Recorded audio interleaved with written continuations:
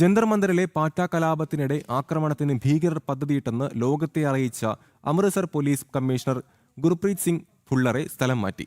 Pak ചാരസംഘടന ISI Jantar മന്ദറിലെ പാറ്റ കലാപത്തിനിടെ ആക്രമണം നടത്താൻ പദ്ധതിയിട്ടെന്ന വിവരം ചാരപ്രവർത്തനത്തിന് പിടിയിലായവരിൽ നിന്നാണ് പോലീസിന് ലഭിച്ചത്. സ്ഥലം മാറ്റിയ അമൃത്സർ കമ്മീഷണർ ഗുർപ്രീത് സിംഗ് ഭുള്ളറിന് പുതിയ നിയമനം നൽകിയിട്ടില്ല എന്നത് വിഷയത്തിന്റെ ഗൗരവം വർദ്ധിപ്പിക്കുന്നു.